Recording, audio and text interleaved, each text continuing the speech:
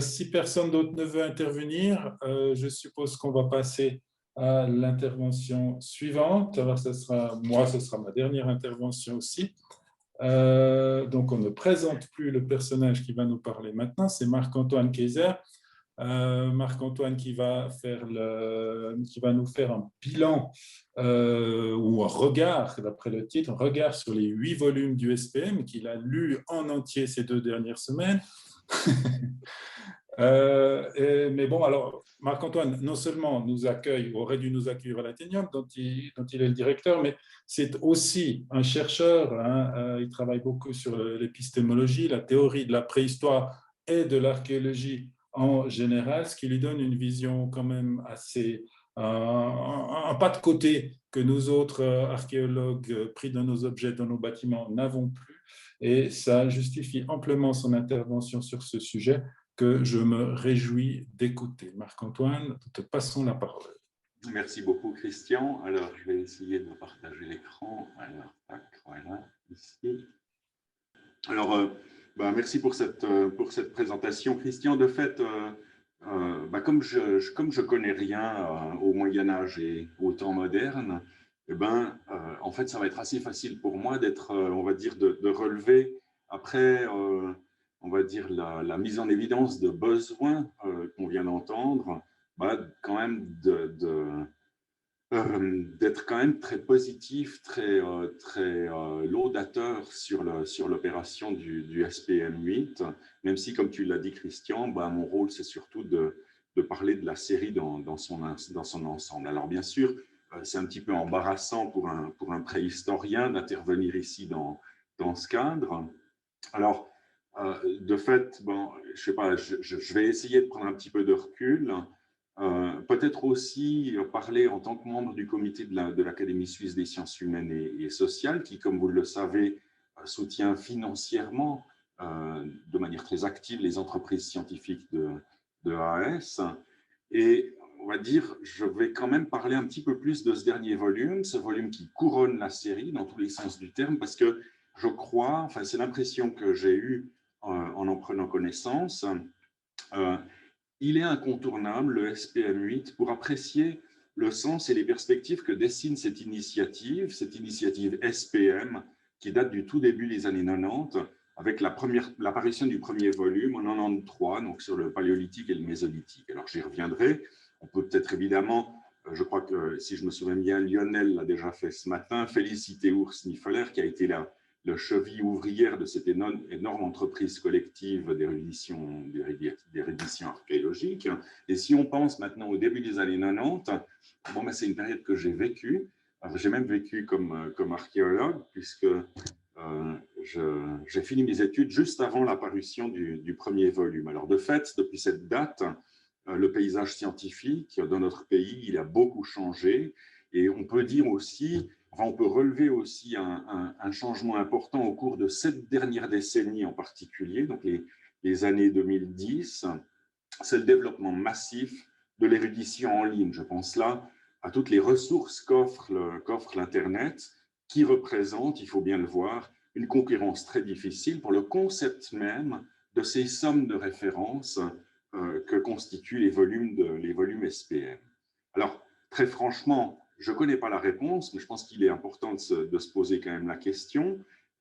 Je pense que c'est peut-être cette difficulté à défendre la pertinence de ces sommes encyclopédiques qui explique les intervalles toujours plus longs qui séparent les volumes successifs. En fait, il a fallu 10 ans pour les 6 premiers, c'est-à-dire jusqu'à l'époque romaine, puis 18 ans pour les 3 derniers. C'est quand même déjà un constat qu'on peut faire.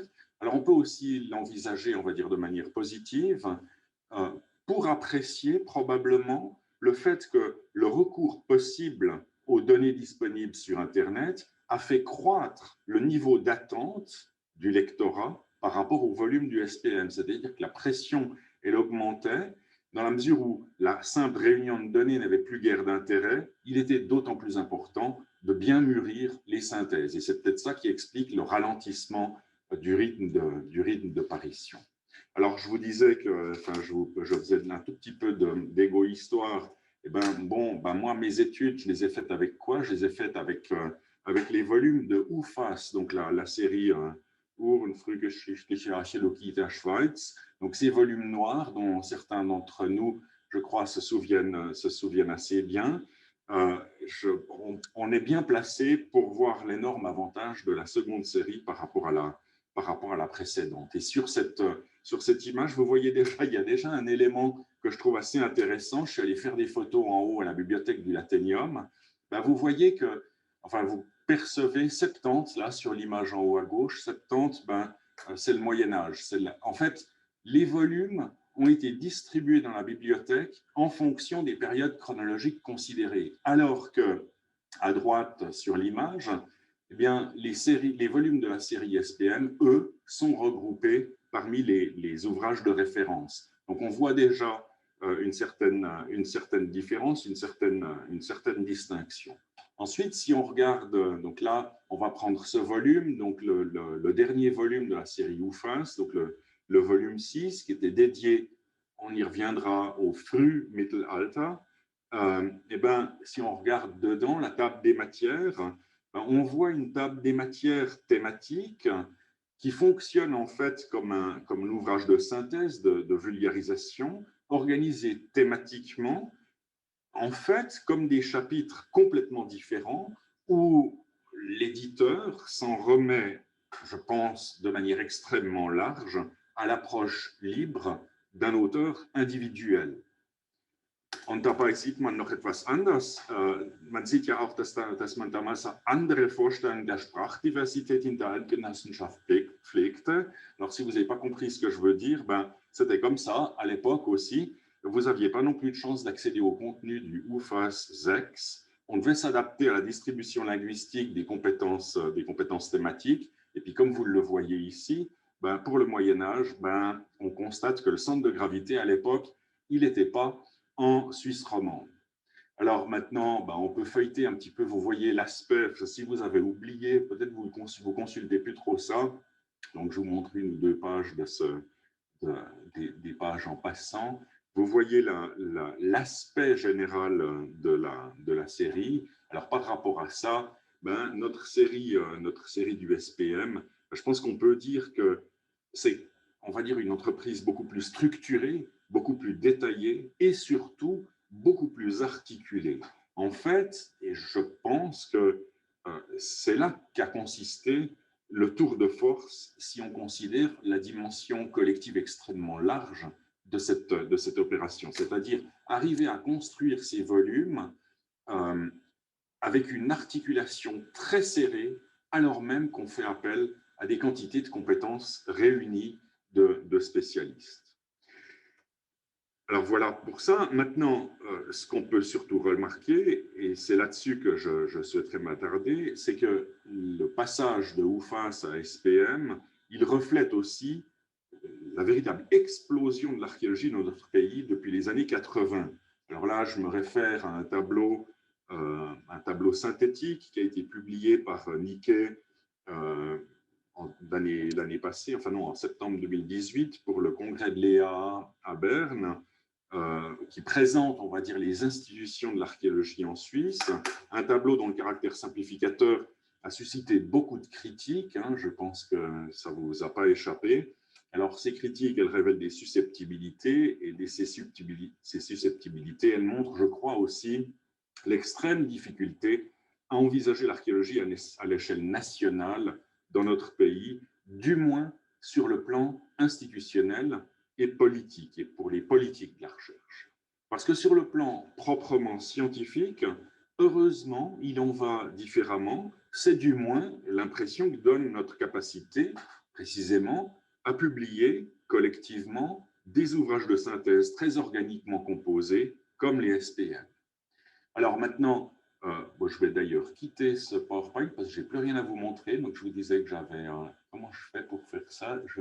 Tac, arrêter. Voilà. Voilà, donc rebonjour. En fait, cette explosion de l'archéologie dans notre pays depuis les années 80, ben, elle s'est manifestée évidemment plutôt sur d'autres périodes par l'essor spectaculaire de l'archéologie préventive qui elle-même a permis une véritable professionnalisation, la vraie professionnalisation de l'archéologie dans notre pays. Et du point de vue on va dire, du travail de publication, du travail de diffusion des connaissances, on a assisté aussi à un resserrement très intense des codes de représentation, avec tout ce que ça implique du point de vue de la qualité graphique des publications et, on va dire, tout ce que ça permet aussi en matière de communication scientifique. Il y a un autre aspect qui a déjà été évoqué ce matin, je crois, par Jacques Bujard, c'est l'intensification massive de voire de la transdisciplinarité, avec une place considérable accordée, on va dire de manière désormais véritablement banale, aux sciences environnementales. C'est-à-dire que l'intégration des sciences environnementales dans l'archéologie dans notre pays est aujourd'hui totalement acquise. C'est une chose qui ne fait plus l'objet de discussion et c'est plus non plus quelque chose dont on devrait se féliciter, disons. On le remarque de ce point de vue, c'est-à-dire que l'interdisciplinarité est quelque chose qui date, enfin, ce qui correspond à ce que nous aujourd'hui on appelle l'interdisciplinarité, ça date à peu près de 1855, donc c'est pas nouveau. Et disons qu'à l'époque, les gens s'en vantaient beaucoup parce qu'ils avaient conscience que ça allait pas de soi. Aujourd'hui, je pense qu'on peut arrêter de s'en vanter parce que c'est censé aller de soi. Et là, évidemment, il y a un changement important. Maintenant, si on revient quelques décennies en arrière, si on revient à l'époque des OUFAS, il faut aussi voir à qui ces ouvrages s'adressaient à l'époque.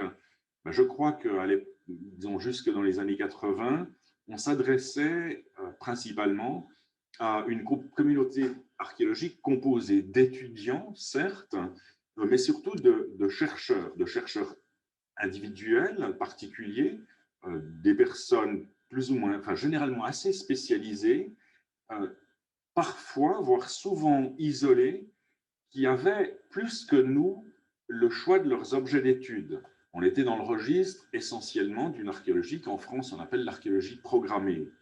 Donc, ces archéologues-là, quand ils allaient consulter des ouvrages comme OUFAS, ils étaient demandeurs d'une sorte de culture générale pour les périodes avec lesquelles ils étaient moins familiers, et d'autre part, ils étaient demandeurs de présentations thématiques laissant une place assez grande au discours d'autorité.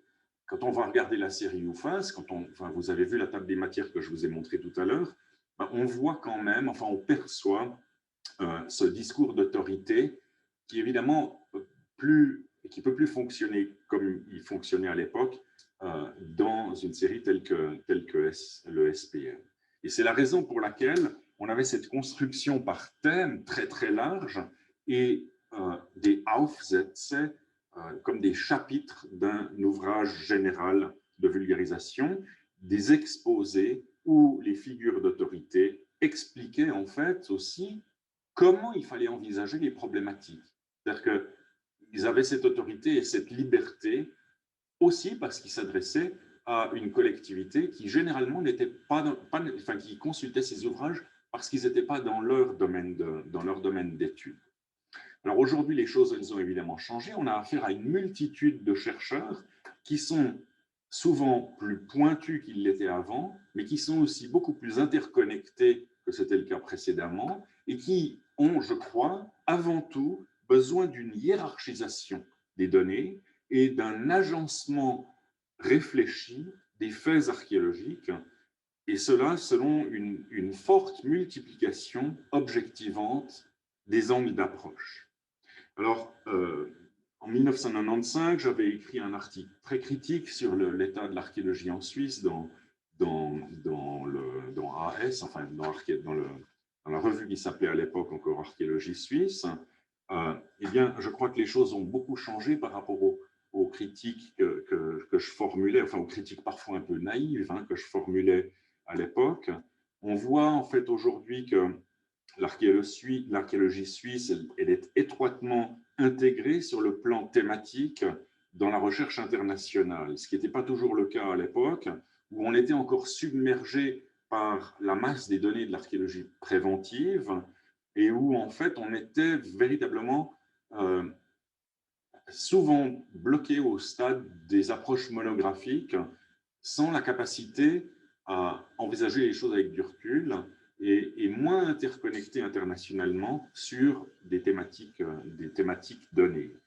Alors, cette intégration thématique dans la recherche internationale, ou disons dans la recherche universelle ou européenne, je crois que si on regarde maintenant la démarche SPM, c'est précisément cette intégration étroite et régulière qui légitime la focalisation de SPM sur les données. Parce qu'en fait, c'est ça qu'on trouve dans le SPM, c'est des données, mais des données qui sont hiérarchisées ou qui sont triées, hiérarchisées et présentées sous des angles différents et des angles variables. Et je crois que c'est ça qui en fait un outil extraordinairement précieux pour les gens qui l'utilisent. Et les gens qui l'utilisent, eh bien justement, c'est tout le monde. C'est-à-dire que ça peut être des gens qui n'y connaissent pas grand-chose, enfin je veux dire, un spécialiste du néolithique qui va aller consulter des choses sur l'époque romaine ou sur le haut Moyen-Âge,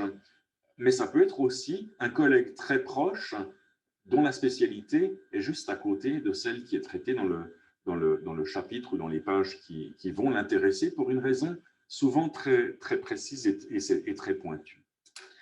Alors ça, je crois que c'est quelque chose qui est d'autant plus frappant si on considère ce dernier volume, le SPM 8. Et à ce propos, j'aimerais revenir sur une chose qui a été aussi évoquée ce matin, c'est ce M, le M de médiéval. Oui, c'était Lionel qui l'évoquait. Donc SPM, ça veut dire Suisse du Paléolithique au Moyen-Âge. On le voit, le M ne constitue finalement pas le terme de l'entreprise, comme ça avait été prévu et conçu à l'origine, puisqu'on a ce prolongement sur l'époque moderne, voire contemporaine. Ça dépend évidemment, comme l'a dit Thomas Reichmayer, de la définition du contemporain. Et ça, personnellement, je trouve que c'est absolument remarquable. De fait, pour autant que je sache, à l'étranger, l'archéologie des temps modernes et contemporains a largement bénéficié de choses qu'on connaît assez mal en Suisse, c'est-à-dire l'archéologie de la révolution industrielle, particulièrement dans les régions qui ont été durement frappées par les effondrements de la désindustrialisation. Deuxièmement, par l'archéologie de l'esclavage. Et troisièmement, par l'archéologie de la guerre, qu'on parle de fouilles de tranchées de la Première Guerre mondiale ou de camps de travail ou de camps de concentration de la Seconde Guerre mondiale. On parle donc, dans l'essor de cette archéologie contemporaine, cette archéologie contemporaine, elle s'est développée, elle a connu un essor qui se fonde sur le caractère tabou de certains sujets, des sujets qui suscitent le malaise, où on a des sources écrites partiales ou d'un usage problématique, ce qui a évidemment encouragé le recours privilégié aux enseignements des sources matérielles, donc l'archéologie. Alors, je pense que je vais surprendre personne si je dis qu'en Suisse, on n'a pas tellement eu de traumatisme, d'effondrement, de désindustrialisation. Alors bon, il y a bien des cas comme la brasserie Cardinal, je regarde Gilles Bourgarel, la brasserie Cardinal, ou enfin il y a des cas comme ça, mais c'est dire à quel point, je veux dire, j'ai de la famille qui habite dans la Roure, je peux vous dire qu'on est quand même dans des contextes assez différents. Donc, ces traumatismes qui ont favorisé l'intérêt pour la révolution industrielle, on ne les a pas vraiment connus en Suisse. Pour ce qui est de l'archéologie de l'esclavage, c'est évidemment aussi indirectement la même chose, et je ne parle même pas de l'archéologie de la guerre. Donc, on a un cas particulier, on n'a pas les prémices qui ont favorisé l'essor de l'archéologie, on va dire, fin moderne et contemporain, et pourtant, on voit dans ce dernier volume du SPM que ces choses sont prises en considération et sont prises en considération de manière très innovante.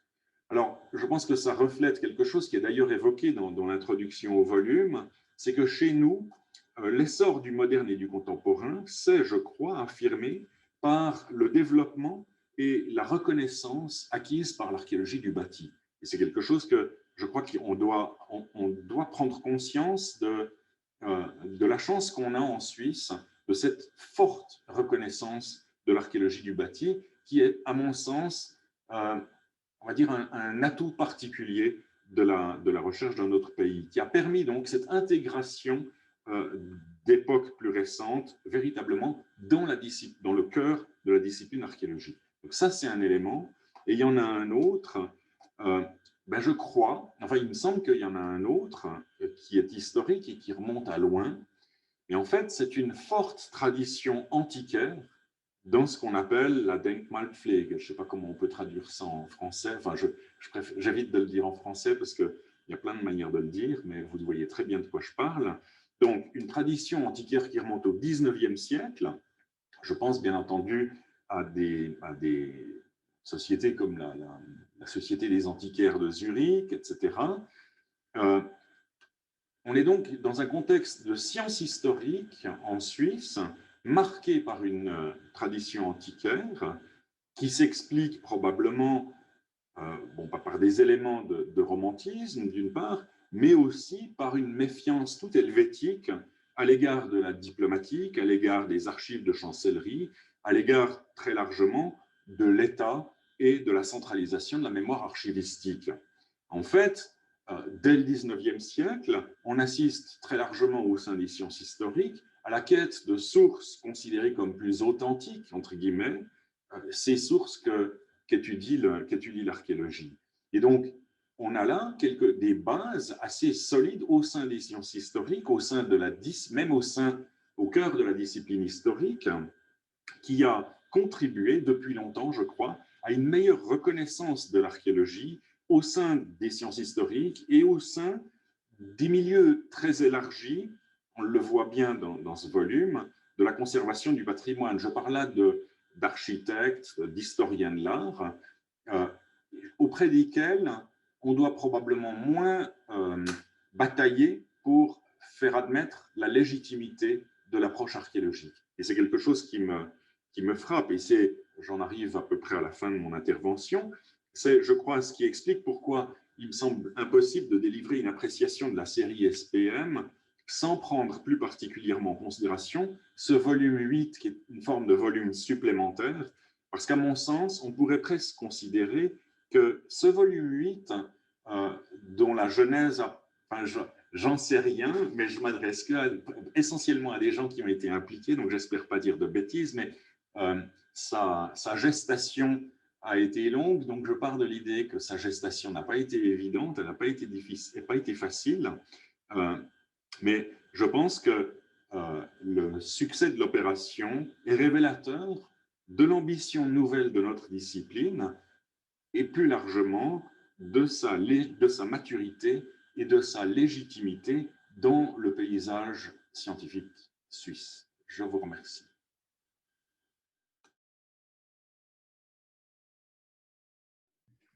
Merci beaucoup Marc-Antoine pour ce brillant plaidoyer extrêmement louangeur en faveur non seulement de la série SPM, mais bien sûr du volume SPM 8. Je ne doute pas que cela a provoqué quelques réactions ou quelques questions. Peut-être ouvrir le débat. Vous pouvez le faire directement sans passer par le chat si c'est plus simple, bien sûr. Oui, comme je pratique le métier depuis quand même un bon nombre d'années, j'ai remarqué l'évolution et je me souviens au début, dans les années 80, quand on envoyait nos chroniques à Archéologie Suisse, on voyait nous retourner nos textes pour tout ce qui était postérieur à l'an 800, ce qui était un peu frustrant pour quelqu'un comme moi qui me consacrait essentiellement à cette période délaissée par Archéologie Suisse à l'époque. Et on a eu des bagarres épiques avec Urs Niffler pour qu'enfin on intègre à l'archéologie suisse les périodes médiévales et modernes. Et d'ailleurs, il y avait eu, au début des années 90, un colloque à Zurzach, au Leuen, pour ceux qui connaissent la maison de Hans Rudolf Sennhauser, où l'objectif du colloque était de définir ce qu'était l'archéologie médiévale. Et après 2 jours de colloque, il en est ressorti que l'archéologie médiévale était l'étude des sources matérielles des époques médiévales et modernes. C'était le « et moderne » qui avait toute son importance à ce moment-là, parce qu'on se rendait compte que sur le plan matériel, il n'y avait pas forcément un hiatus entre le Moyen-Âge et l'époque moderne. Donc, on a bien progressé. Et peut-être quelque chose qui n'a pas été abordé, on a parlé d'archéologie industrielle, et il y a une science qui est plus récente aujourd'hui, qui est liée à nos soucis actuels, c'est l'archéologie du climat, qui fait son apparition aussi en abordant les choses sous cette thématique. Oui, si je peux juste réagir, de fait, c'est des choses que je crois que Thomas Reitmayer aborde dans l'ouvrage, et à propos de l'Anthropocène, enfin cette interrogation sur l'Anthropocène qui va évidemment se voir dédier une actualité brûlante et où, enfin, je pense que c'est un combat que notre discipline ne doit pas louper, parce que c'est là qu'on peut trouver certainement aussi des formes de légitimité pour des démarches avec lesquelles on est familiarisé depuis très longtemps, sur des périodes évidemment, sur des périodes plus anciennes, ou du moins sur des périodes qu'on ne considère pas comme étant de l'Anthropocène, du moins au sein de la communauté géologique. Peut-être par rapport à ce que disait Gilles, alors là, vraiment, je parle en tant que préhistorien. Je crois que c'est assez logique que l'archéologie médiévale, l'archéologie médiévale récente et moderne puisse acquérir sa légitimité, sa reconnaissance, pardon, par la favorisation du contemporain. C'est-à-dire que il me semble que pour les autres archéologues, comme moi, des gens qui ne sont pas médiévistes ou pas archéologues de l'époque moderne, le potentiel heuristique de l'archéologie est très facilement compréhensible quand on aborde le contemporain. Et donc, ça crée un appel d'air, je crois, le développement de l'archéologie contemporaine crée un appel d'air qui doit être très favorable à l'affirmation de l'archéologie moderne en particulier. Je ne sais pas si vous voyez ce que je veux dire, mais il y a quelque chose de foncièrement méthodologique dans cette affaire qui convainc beaucoup plus facilement des archéologues mainstream, préhistoriques ou romanistes. Ça me paraît tellement évident que je ne veux pas m'attarder là-dessus, mais je pense qu'il faut que vous compreniez qu'on vous comprend mieux si on fait un détour par l'époque contemporaine. Je rajouterai à la discussion en vidéo aussi tous les autres conférenciers. Comme ça, vous êtes tous ensemble. Très bien, merci. Oui, pour rebondir sur la remarque de Marc-Antoine, dans un récent colloque sur l'archéologie du bâti, l'essentiel des discussions a porté sur l'apport de l'archéologie du bâti sur les structures industrielles de la Roure en particulier, mais du nord de la France, et comment l'archéologie du bâti peut permettre de mieux les étudier, de mieux documenter leur fonctionnement, alors que les gens qui faisaient fonctionner en fin de compte ces machines sont en voie de disparition 30 ans après la fermeture des usines. Et on se rendait compte qu'effectivement, les documents historiques ne fournissent pas grand-chose, à part les dates d'achat ou de construction, que l'étude ethnologique, c'est un petit peu tard, mais que l'étude des traces et des modes de fonctionnement pouvait encore se faire, en partie tout au moins, grâce à l'archéologie du bâti. On verra si ça fonctionne. Je vois que sur le chat, il y a une ou deux questions. Une de Robert Michel, à part les verreries qui ont été traitées, qu'en est-il de l'étude des autres structures industrielles, comme les moulins, forges, tuileries, etc., dans SPM 8? Alors, on peut répondre rapidement et facilement. Page 137 et suivante. Il y a un très beau chapitre de Christophe Gerber et d'autres sur les ateliers bâtiments commerciaux et manufactures qui traitent d'un certain nombre de moulins, y compris d'ailleurs des moulins neuchâtelois, et d'autres bâtiments industriels. Et donc, il y a c'est une thématique qui n'est pas absente de SPM 8. Moi, je voudrais rebondir sur ce que Marc-Antoine disait au sujet du traumatisme générateur d'activités archéologiques sur certains sujets.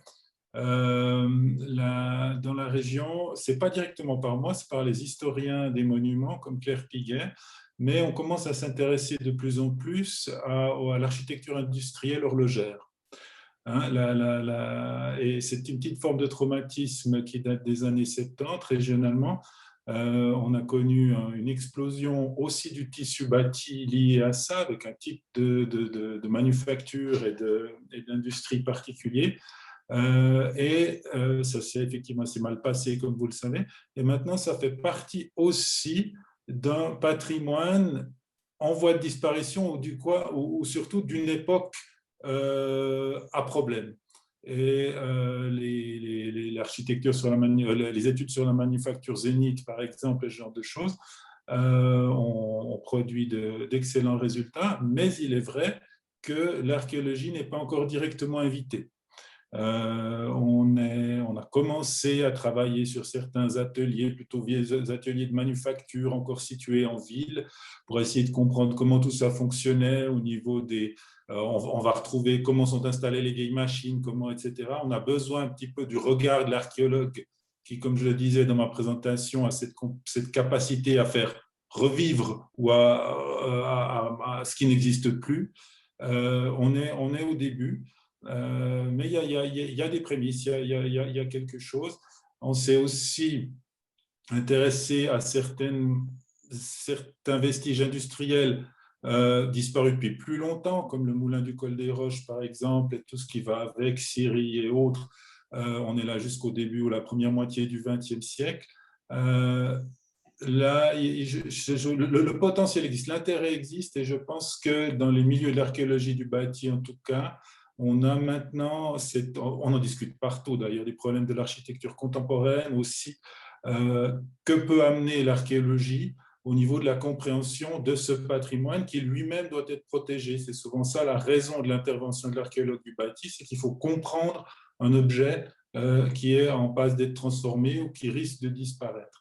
Et on y arrive doucement, et c'est vrai qu'on a les mêmes discussions là, à un niveau très terrain, c'est-à-dire pour justifier une partie de notre activité, de notre existence, il faut coller aux soucis du moment.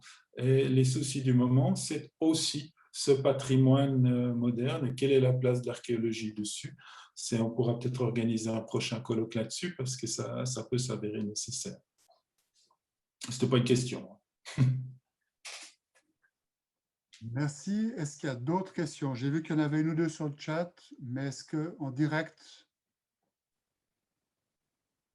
Alors, il y a une question qui m'intéresse, que j'ai notée de Madame Huglin. Comment relier l'exploration et la protection du paysage à celle des bâtiments? C'est effectivement une vaste question à l'heure actuelle, où comme praticien de la conservation du patrimoine bâti, je remarque que l'on est plus souvent dans l'opposition entre disons, les tenants de la protection du paysage ou de la protection du climat, par exemple, et les tenants de la conservation du patrimoine bâti, les premiers accusant parfois les seconds d'être plutôt des obstacles à la densification ou aux mesures d'économie d'énergie. Et il me semble que là, il y a aussi un domaine de compétences que nous devons absolument développer. C'est le fait qu'on arrive à convaincre, je le remarque dans notre pratique quotidienne, plus facilement des responsables politiques ou des architectes quand on peut leur démontrer qu'on a des choses à apporter à la connaissance d'un bâtiment et donc aux choix qui pourront être faits pour améliorer les mesures de protection, les mesures d'économie d'énergie sans dénaturer complètement. Et l'archéologie du bâti, évidemment à côté des recherches d'archives, a, me semble-t-il, dans ce cadre-là, un rôle important à jouer et qui joue assez facilement pour éviter les solutions à l'emporte-pièce qu'on essaye de temps en temps de nous imposer. Pour la densification, c'est un autre problème. C'est plus un problème, disons, de qualité générale de site et éventuellement de fouilles préalables lorsqu'il y a des constructions sur des terrains préalablement bâtis ou proches d'éléments bâtis, par exemple. Je vous laisse réagir.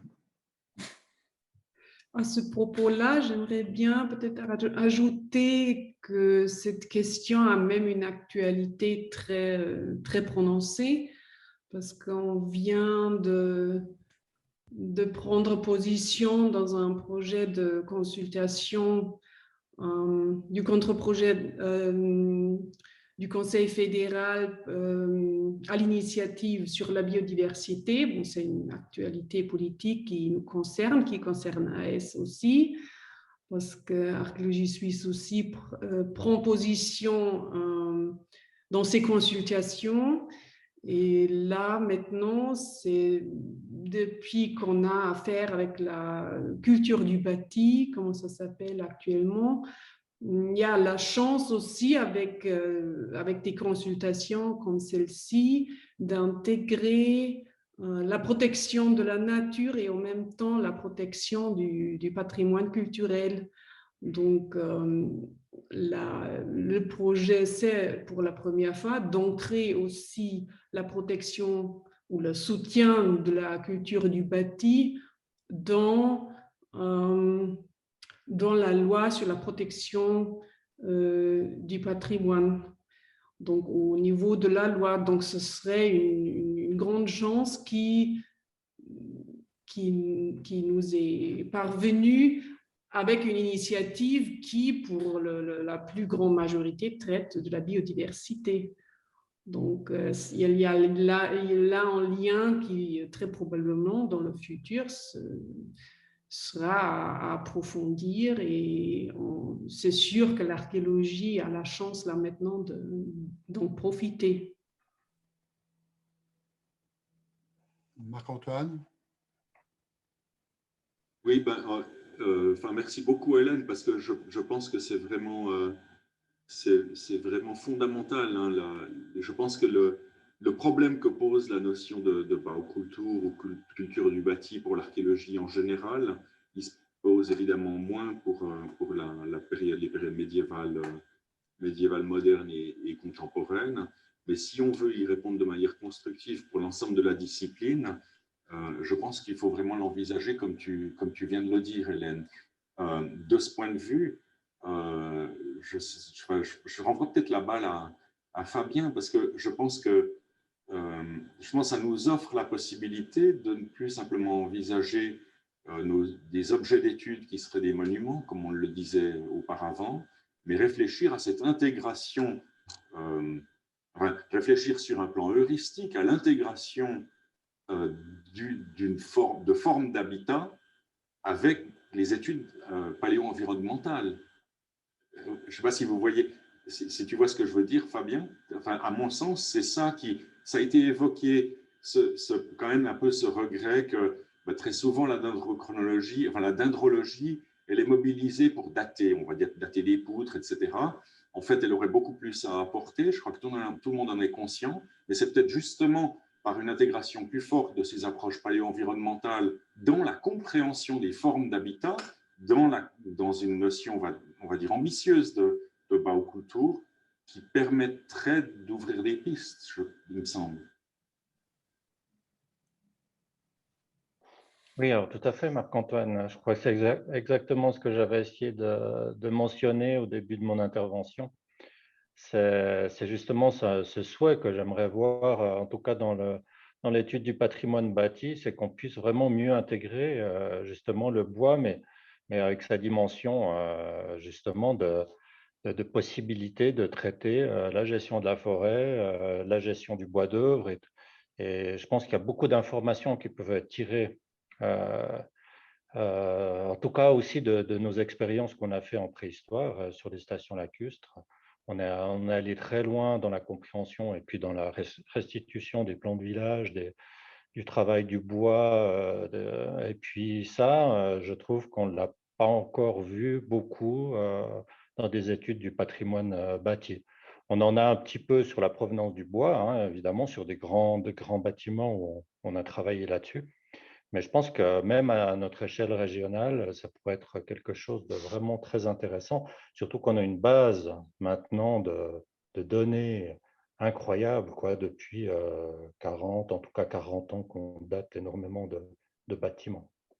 Et j'ai remarqué, justement, en comparant un petit peu les données, rien qu'avec ce qui a été fait aussi par le laboratoire dans les autres cantons, hein, que ce soit Fribourg ou Berne, que voilà, il y avait déjà des différences énormes en passant juste un petit peu de temps à étudier ces données, parce que simplement la configuration des lieux et tout, enfin la disponibilité du bois, elle est très différente d'un canton à l'autre, et puis on a des pratiques qui sont aussi qui seraient aussi très différentes à mettre en évidence. Effectivement. Non, là, je crois que c'est un des éléments qu'il faudra essayer de développer dès qu'on arrivera aussi à sortir de l'état d'urgence dans lequel on se trouve, avec un nombre de chantiers qui dépasse assez largement les capacités dont nous disposons, enfin dont un peu tout le monde dispose, on va dire, à l'heure actuelle. J'aimerais peut-être aussi rebondir sur ce que disait Hélène tout à l'heure, sur cette chance assez extraordinaire qui s'offre pour l'archéologie, mais aussi pour le patrimoine, avec le contre-projet. Alors, je sais que c'est la loi sur la biodiversité. C'est un thème qui a été largement discuté. Tout le monde n'est pas d'accord, c'est bien normal. Mais c'est un essai, me semble-t-il, d'essayer de sortir de cette opposition, dichotomie systématique entre, d'un côté, le patrimoine, qui représente le patrimoine bâti et mobilier, bien sûr, mais aussi l'archéologie, et le monde des créateurs, qui est la construction contemporaine. Et le fait de se retrouver sous un toit un peu plus commun pourrait peut-être, enfin, c'est en tout cas ce que j'espère, aider à un dialogue un peu plus approfondi entre les personnes qui construisent, qui transforment, et nous autres du domaine du patrimoine au sens large. On voit que ça fonctionne assez souvent quand les gens se connaissent et ont eu l'occasion de collaborer entre eux déjà, mais c'est une collaboration qui doit se gagner par un effort assez quotidien, enfin qui n'est pas tout seul. Est-ce qu'il y a des questions, d'autres prises de position?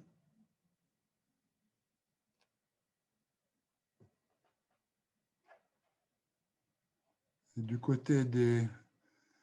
Oui, dans le domaine de l'archéologie du bâti et de la confrontation face à d'autres corps de métier que le nôtre, on est souvent vu un peu comme un corps étranger dans un bâtiment en transformation.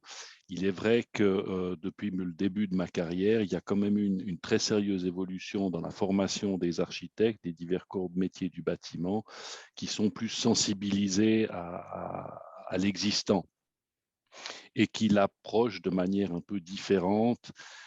Mais au niveau de la conservation et des pratiques architecturales, il reste qu'il y a tout d'un coup des choses qui apparemment n'ont rien à voir, qui ont grandement contribué à la conservation. Je pense notamment à tout ce qui est la question des décharges et l'augmentation des taxes de décharge, qui ont considérablement limité les démolitions dans les constructions existantes. Il y a encore du chemin à faire. La question de développement durable, là, a tout son sens dans notre domaine. Et peut-être que la pénurie actuelle de bois sur le plan international, qui voit qu'on n'a plus d'importation aujourd'hui de bois en Suisse parce que les marchés sont saturés, il n'y a plus plus assez d'offres en bois par rapport à la demande. Je pense que là, il y aura aussi un travail de réflexion très sérieux à faire de la part des architectes et des différents corps de métier où on va conserver, on va réutiliser plus la matière première. Je suis toujours sidéré de voir, même sur des bâtiments historiques qui ne sont pas forcément chauffés, comme des fortifications, que lors des restaurations, on remplace systématiquement les latages. Pourquoi? C'est une habitude découvreur qui ne se discute pas. Oui, mais on doit changer quelques poutres, donc on ne peut pas conserver le latage. Et puis, en fin de compte, on nous met des lattes en épicéa qui résistent moins bien à l'humidité que celles en sapin blanc d'origine. Donc là, on a encore un énorme travail de sensibilisation à faire. Et c'est vrai que dans nos métiers, c'est des fois un peu décourageant parce qu'on recommence quasiment à chaque chantier, à chaque nouveau bureau d'architecte qu'on rencontre. Là, d'ici à ce que des pratiques soient bien ancrées à l'ensemble des corps de métier, il y a encore du chemin à faire. Oui, effectivement. Puis on a le problème des normes et des garanties que les entreprises ne peuvent pas donner, qui posent encore problème. On oublie qu'on travaille sur des bâtiments qui ont parfois plusieurs centaines d'années et que la garantie est donnée pour 5 ans tout au plus. Donc, il y a un petit... Il y a un décalage. Il y a un petit décalage, effectivement. Est-ce qu'il y a d'autres questions? Ou d'autres remarques, ou critiques, ou suggestions pour un volume SPM 9? Ça n'a pas l'air d'être le cas. Alors, je crois que, Hélène, on te laisse clore la journée. Oui. Merci beaucoup, Jacques Pujard, pour cette discussion finale. J'ai pensé que, au moins pour une fois pendant ce cours-là, de vous montrer le SPM, le volume qu'on n'a pas pu vous montrer ou vous donner dans les mains personnellement à cause de la pandémie. Là, au moins, vous la voyez dans la présentation. Tous les auteurs, bien évidemment, ils l'ont déjà reçu et il reste disponible chez AS. Et comment, une fois issue cette publication, comment on va continuer? C'est un sujet de discussion, bien évidemment. Un SPM 9, pour l'instant, n'est pas visé, mais sûrement c'est à la commission scientifique aussi d'archéologie suisse de penser à des projets futurs, soit une réédition des SPM ou un autre projet futur, mais je renvoie à des périodes un peu futures. C'est sûrement pas tout de suite qu'on va continuer, parce que aussi on l'a vu maintenant, cette fin de cette série, il faut la digérer aussi un peu. Donc il me reste de vous remercier tous au nom d'AS aussi, pour tout d'abord tous les auteurs en première ligne du volume SPM qui ont contribué à cet ouvrage commun. Urs Sniffler en tant que rédacteur et directeur du projet pendant les dernières 30 années, donc du volume 1 jusqu'au dernier volume 8.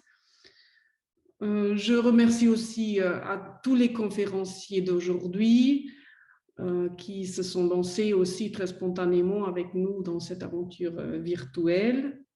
Je remercie aussi nos hôtes au Laténium, donc Marc-Antoine Kayser et les deux modérateurs neuchâtelois, donc Jacques Pujard et Christian Derenier. Et j'espère que SPM maintenant pourra encourager surtout l'échange entre les spécialistes, comme là aujourd'hui on a pu entendre et vivre. aussi l'échange avec les autres disciplines. On l'a entendu aussi aujourd'hui, donc surtout avec les historiens, peut-être aussi avec les ethnographes, avec les architectes aussi. Donc là, on espère aussi que SPM peut être un volume qui on s'est distribué aussi auprès de ces disciplines voisines. Et bien évidemment aussi avec l'échange avec le public, soit les citoyennes et citoyens de la Suisse auxquels appartient ce patrimoine culturel.